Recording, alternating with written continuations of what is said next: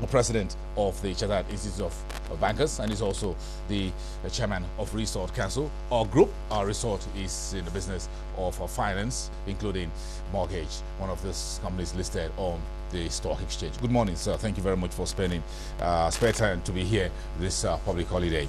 Thank you very much, and good morning to you. You spent some of your years in banking. You were at one time in DEFCON Merchant Bank before you become the president of the CIBN. Let's start with the culture of credit in Nigeria. Why do we have, or do you think we have, a culture of credit defaults? Well, thank you very much. Once there is a room for credit, there must be some allowance for default.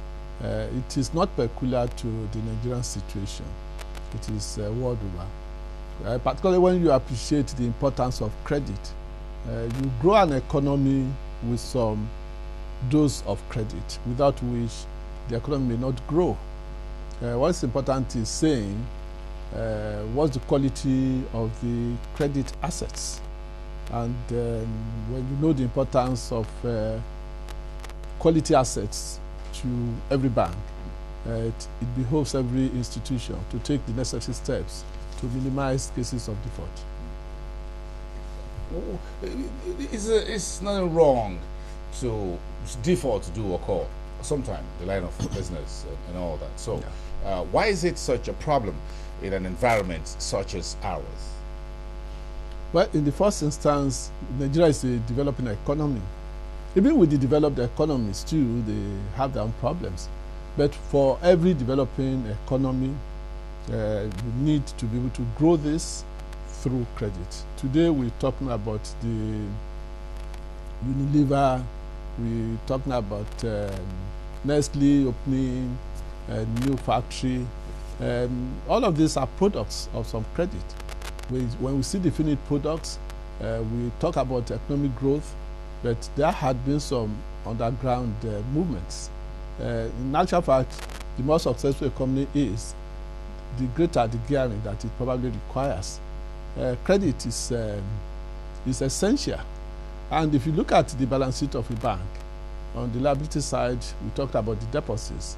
If those deposits lie there without being utilized by way of loans, one, the bank cannot grow, and the bank cannot be seen as providing its own social responsibility of growing the economy.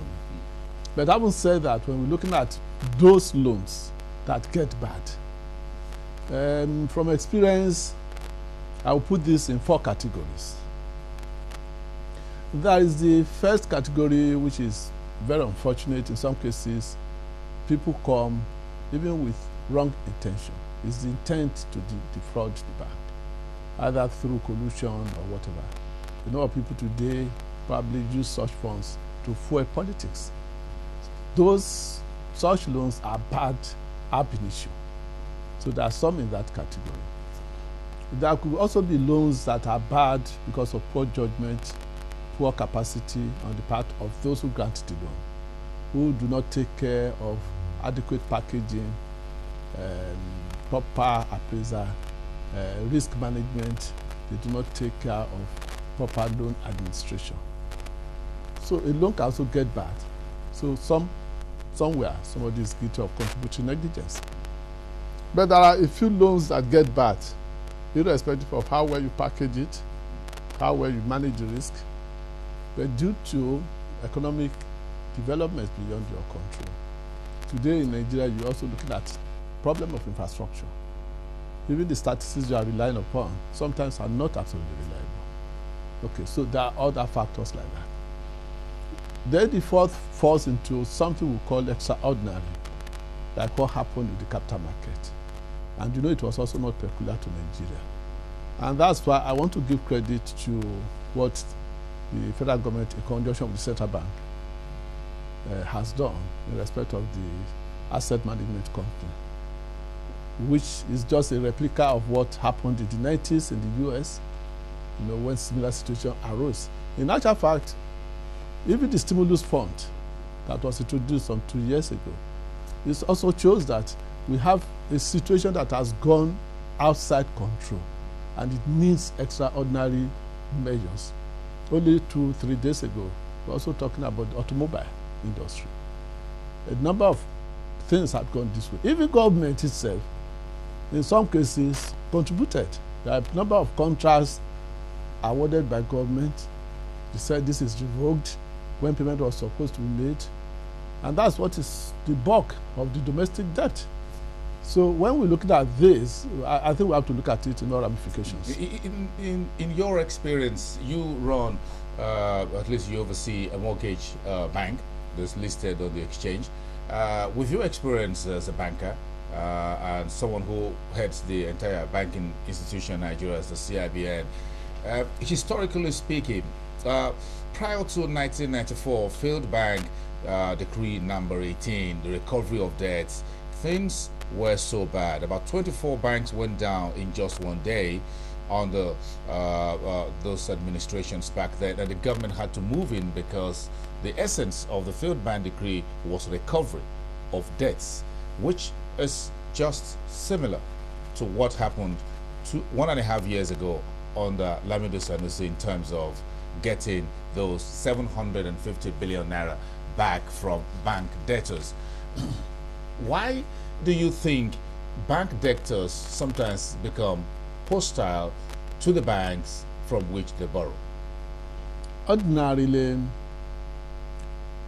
a bank customer need not be hostile to the bank that granted credit, because the bank's an energizer on its own, irrespective of what your share capital contribution is.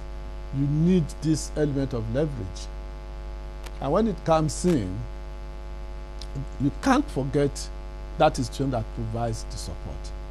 However, when there are frictions, just like it's been mentioned, what used to be a song now becomes like a parable. That's exactly what has happened. I do not believe in hostility. I believe in debt resolution. I believe there are a number of measures that can be taken by the bank to resolve some of these issues. May I intervene very quickly here? Where do things actually go wrong? Is it in the packaging of the loans? Is it that both the bank and the customer don't read those agreements very clearly? Mm-hmm. Were they faulty, intentionally, non-intentionally prepared at the beginning? Or there were instances in which sometime at the consummation of the contract, mm-hmm. of the loan or creditors, it were, things weren't clear to both parties, or either of the parties take certain things for granted. In most cases, the customer, perhaps who was in so much dire need of the money at that time, just decided not to read the footnotes, as it were. Again, I have painted 4 different scenarios. The first scenario where there is the intent to defraud, and it could be a big man there as the chairman of the bank trying to support somebody else, knowing fully well that that was speculative, but underestimating the risk. That in itself is fraud or semi-fraud. So things have gone wrong from the foundation, and when the foundation is weak, what can directors do? So that in itself, I believe, becomes the cases that are referred to the FCC. Because from day one, they didn't have the wherewithal, and they knew that they were going to divert the fund elsewhere. The second scenario is where there is wrong packaging, there is inadequate capacity or competence on the part of the bank. Yes, it does happen. For instance, even at the disbursement stage, what should have been disbursed to the project will disburse to individuals, and it misappropriates. Or what should have been tied to certain specific source of refunding, you do not do so. Or you didn't do your appraisal right. Maybe there's even short funding, in which case maybe it would have required about 110 and you provided 100, and you did not make allowance for that. Maybe a product that should have entered the market by October, November for Christmas is entering the market in January, and you have missed your sale. Maybe there was a contract and there could be an error there. The third scenario is when there are socio-political influences, economic and whatever. those ones may be beyond somebody's control. The extraordinary situation I've mentioned is where, like it happened in the capital market. Of course, some people are reckless. So what happens in us this situation is when the loan is bad, the banker who knows that he's carrying the car must go back to the drawing board and walk through the whole process and identify where things went wrong. Secondly, there are situations where you can even step into the organization and do a turnaround management. These are some of the measures that can take care of this. And the outcome is another major aspect. People invested in assets, and the outcome takes over those assets and say, look, you were expecting returns within a year or two.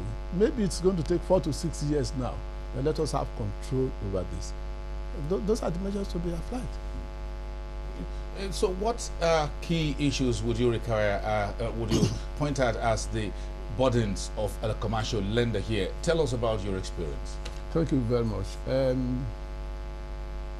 Capacity is very important because a number of people get to positions in the banks.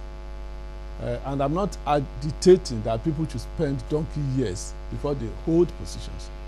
But people should know that loans and advances are the most critical assets of any bank. They can create loss of profit in two ways. First of all, once the loans are not performing, you have to start making provisions. So that will diminish your profitability. Secondly, because they are supposed to be generating income regularly, they are not, so that will reduce your profitability. But worse still, it can create illiquidity, and liquidity is a way for a bank to fold up. So it is an area that emphasis should be placed upon. It starts from the appraisal stage. There must be loan policy. Every bank, every year, must review its loan policy based on the experience of previous years. Then you must have competent hands. Then you must have appraisal process, i.e. is passing out tests. Then, independent of the loan appraisal, you must have a separate department, risk management. Risk is saying things that may make what you expect to happen not to happen. Now, there's been so much emphasis on loan recovery, whereas it is just avoiding prevention before death.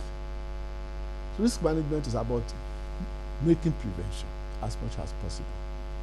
And if a loan has turned bad, there must be what we call the loan administration, the credit management.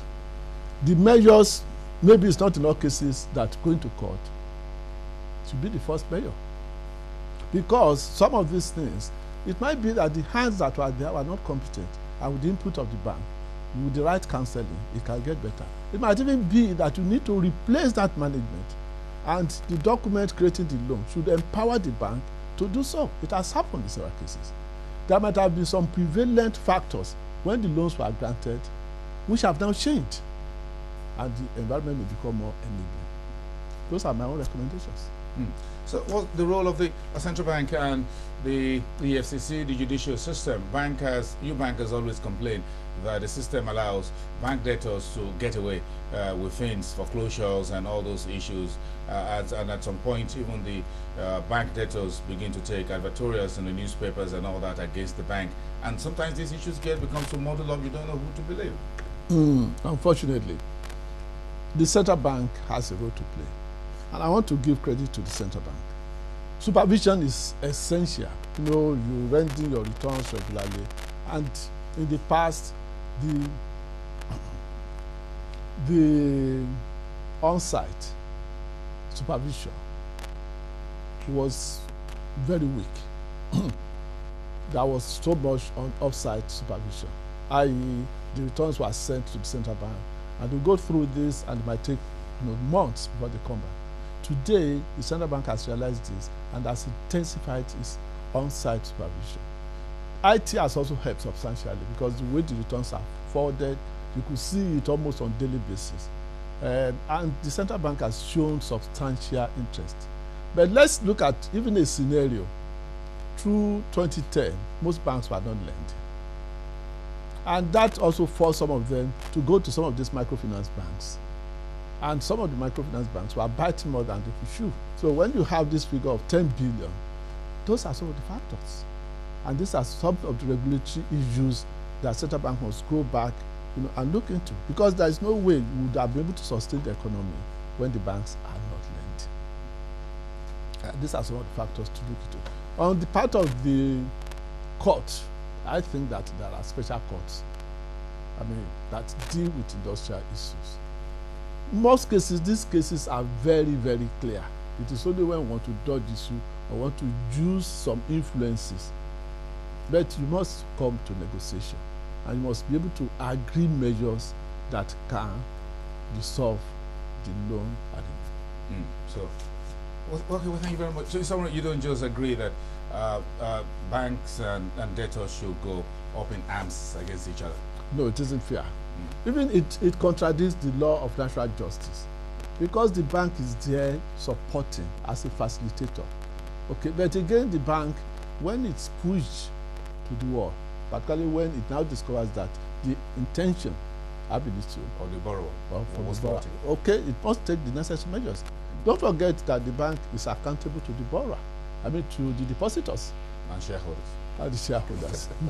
Thank you very much. Thank you very much. At this point, a public holiday, but I'm sure it's also a business day for some folks like yourself. Femi Ekodayo, a former president of the Chartered Institute of Bankers and the chairman of a resource consortium.